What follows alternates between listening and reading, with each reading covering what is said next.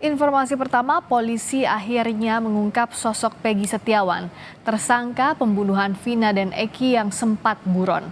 Polisi juga menyebut total buronan kasus pembunuhan Vina hanya satu, Peggy Setiawan, bukan 3 orang. Sebelumnya, Kabid Humas Polda Jawa Barat Kombes Jul Setiawan menyebut tengah memburu 2 DPO setelah Peggy tertangkap. Menurut polisi, total tersangka dalam kasus ini 9 orang, bukan 11 orang. Di Reskrimum Polda Jabar, Kombes Surawan mengatakan buron dalam kasus ini hanya Peggy Setiawan alias Perong yang sudah ditangkap. 8 tersangka lainnya sudah diadili dan menjalani hukuman penjara. Sebelumnya Polda Jabar sempat merilis 3 DPO dengan ciri-ciri fisik meski tanpa foto. Jadi perlu saya tegaskan di sini rekan-rekan bahwa tersangka semua bukan 11 tapi 9. Sehingga DPO hanya 1. Untuk itulah kami selama ini meyakinkan bahwa 5 keterangan berbeda dari tersangka itu ada yang menerangkan 3. Ada lagi menerangkan 3 dengan nama berbeda. Ada yang menerangkan 5, ada yang menerangkan 1. Setelah kami melakukan penyidikan lebih mendalam, ternyata 2 nama yang disebutkan selama ini itu hanya asal sebut. Kuasa hukum Vina mempertanyakan penghapusan DPO kasus pembunuhan Vina Eki, semula 3 orang menjadi 1 orang. Kuasa hukum Vina menyebut polisi harus bisa menjelaskan siapa yang bertanggung jawab atas kematian Vina. Menanggapi pernyataan polisi soal total buronan kasus pembunuhan Vina hanya 1, Peggy Setiawan, bukan 3 orang, kuasa hukum Vina mempertanyakan penghapusan DPO. Kuasa hukum Vina, Putri Maya Rumanti, mempertanyakan siapa yang paling bertanggung jawab atas kematian kliennya jika 2 orang tersebut dihilangkan. Kuasa hukum menilai polisi harus dapat menjelaskan alasan penghapusan sesuai dengan fakta persidangan.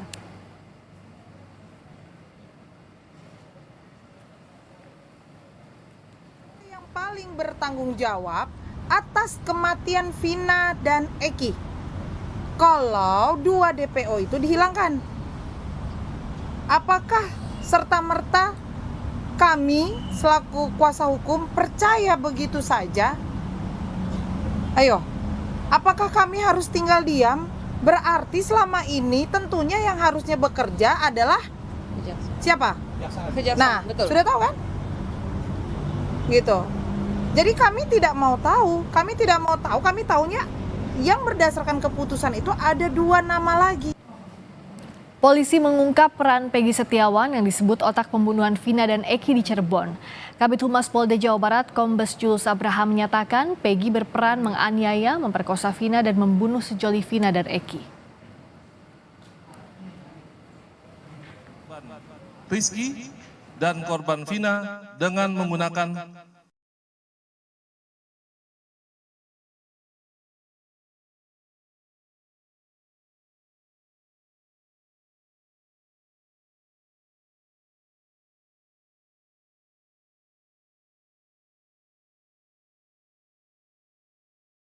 sepeda motor Honda Beat warna orange, selanjutnya memukul korban Rizky dan korban Vina menggunakan balok kayu.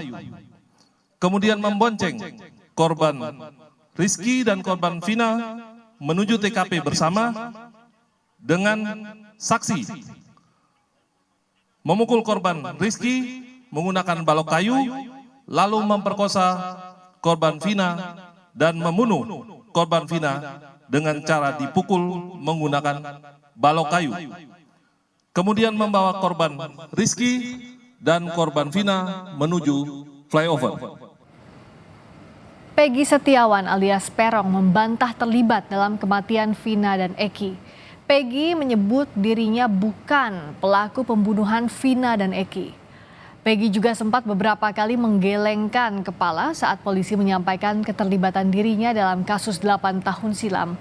Peggy membantah membunuh Vina dan Eki dan menyebut ia tidak mengganti nama menjadi Robi karena nama itu adalah panggilannya. Nama gaul saya tidak pernah melakukan pembunuhan itu. Ini fitnah. Saya rela mati. Saya rela mati. Saya rela mati. Tunggu, sabar. Kenapa ganti identitas? Tidak. Kenapa ganti Robi namanya? Nama panggilan saya itu. Nama gaul saya tidak pernah melakukan pembunuhan itu. Ini fitnah. Saya rela mati. Saya rela mati. Tidak. Kuasa hukum Peggy Setiawan alias Peron, Sugianti Iriani akan mengajukan pra-peradilan ke Polda Jawa Barat usai permintaan penangguhan penahanan ditolak. Pihak kuasa hukum yakin kliennya tidak bersalah. Itu menyelesaikan kasus Peggy karena mereka pun yakin Peggy tidak bersalah. Mungkin kalau memang proses ini berlanjut kita akan melakukan upaya hukum pra-peradilan karena penangguhan penahanan kemarin kan tidak dikabulkan. Maunya kita sih jangan sampai salah tangkap yang dilakukan pada episode pertama gitu ya, katakan episode ini episode harusnya kembali lagi kalau memang mau tidak usah mengikuti alurnya pada proses sebelum 8 tahun yang lalu kan karena terjadi salah tangkap. Polda Jawa Barat menegaskan tidak ada salah tangkap dalam penyidikan kasus pembunuhan dan pemerkosaan terhadap Vina di Cirebon yang terjadi pada 2016. Polisi mengatakan keterangan saksi dan pelaku sudah teruji di pengadilan. Polisi juga sudah menyita sejumlah dokumen terkait identitas hingga surat-surat motor yang diduga dipakai oleh Peggy saat melakukan pembunuhan. Adalah ini. Kita sudah menyita sejumlah dokumen terkait dengan identitas, kemudian juga motor yang digunakan kita sudah dapat STNK-nya walaupun motornya belum dapat, tetapi STNK kendaraan yang digunakan pada saat kejadian kita sudah mengamankan. Nah, kita meyakinkan ini dengan sejumlah dokumen baik kartu keluarga, kemudian ijazah dan sebagainya, kita yakinkan bahwa ini adalah PS atau Peggy Setiawan. Kemudian yang terkait salah tangkap semua sudah diuji di pengadilan.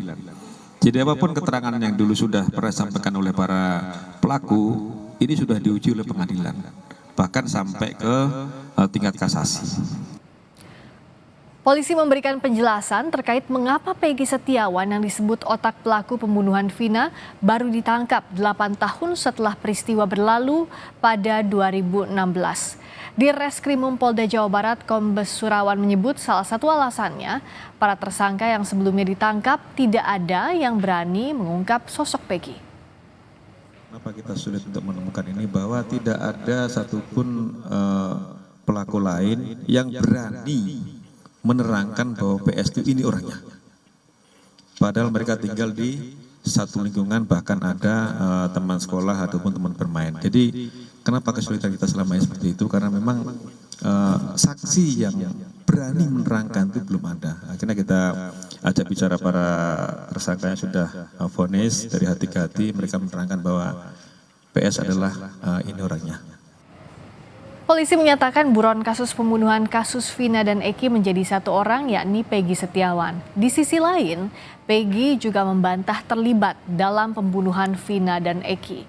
Lalu bagaimana respons keluarga Vina dan Eki? Kita bergabung dengan jurnalis Kompas TV, ada Taufik Riyadi dan Muhammad Syahri Romdon di Cirebon, Jawa Barat. Saya ke Taufik terlebih dahulu di rumah korban Vina. Polisi menetapkan akhirnya hanya satu buron yang kini juga sudah ditangkap, Peggy. Lalu apa respons keluarga, Taufik?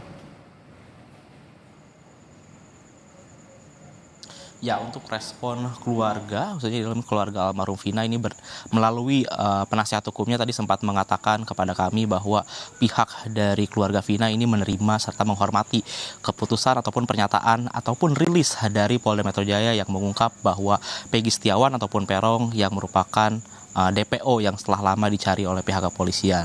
Dan juga pihak dari penasihat hukum Vina ini juga mengapresiasi kinerja kepolisian karena merespon dengan cepat permintaan dari kuasa hukum dan juga keluarga yang segera menangkap pelaku ataupun DPO ini dan juga mengungkapnya kepada publik begitu. Namun ada satu pertanyaan ataupun satu hal yang membuat pihak keluarga dan juga kuasa hukum bertanya-tanya, yaitu dalam pernyataan ataupun rilis tersebut mengatakan bahwa yang awalnya 3 DPO yang masih dicari oleh polisi ini hanya tinggal 1, yaitu Peron.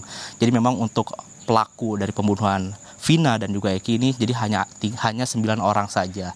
Dan memang pihak dari kuasa hukum tadi mengatakan kepada kami bahwa nantinya pihak dari kuasa hukum ini akan mencermati bagaimana rilis dari Polda Jabar tadi siang dan juga nantinya akan segera melakukan pertemuan untuk melakukan langkah hukum ke depannya. Namun dapat dipastikan bahwa untuk dari pihak keluarga maupun dari penasehat hukum ini akan terus mengawal kasus ini sampai dengan akhir. Dan juga tadi pihak dari keluarga maupun dari pihak kuasa hukum mengatakan bahwa berharap setelah ditangkapnya Peggy Setiawan ataupun Peron ini nanti akan segera diproses secara hukum dan dapat diberikan keadilan ataupun diberikan hukuman yang setimpal dengan perbuatan yang telah ia buat.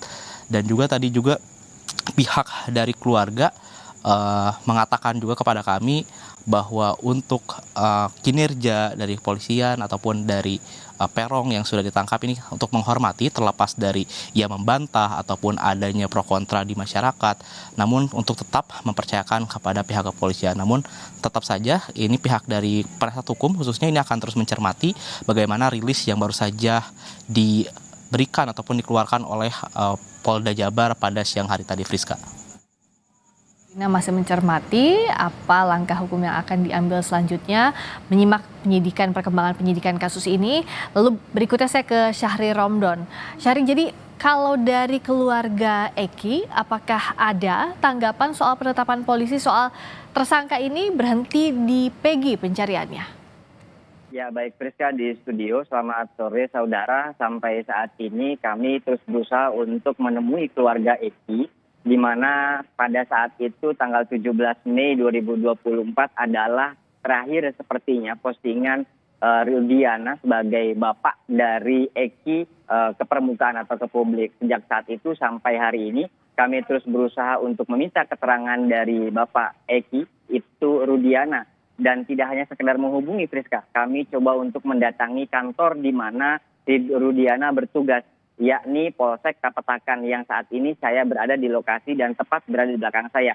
Namun sejak tanggal 17 Mei sampai saat ini kami belum menemui pihak Rudiana sebagai Bapak Eki. Dan memang setelah kami terus mengikuti perkembangan ini, Friska, bahkan sampai tadi siang kami mendapatkan banyak keterangan juga dari pihak keluarga Peggy yang menyampaikan bahwa pihak keluarga menyangkal sekali dan menyayangkan sekali terhadap apa yang dirilis oleh Polda Jawa Barat karena memiliki banyak kejanggalan-kejanggalan.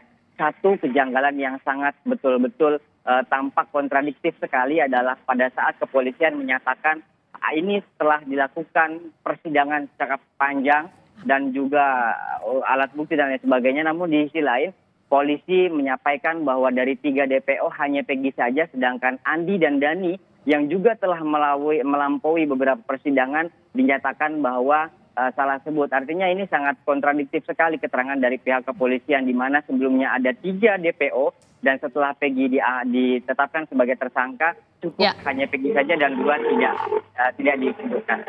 Sampai sekarang masih jadi pertanyaan, kenapa DPO-nya berkurang dari awalnya 3 menjadi hanya Peggy? Ini yang harus bisa dijelaskan secara gamblang meskipun sudah disebutkan tadi dalam rilis. Terima kasih Syahri Romdon, dan sebelumnya ada Taufik Riyadi dari Cirebon, Jawa Barat.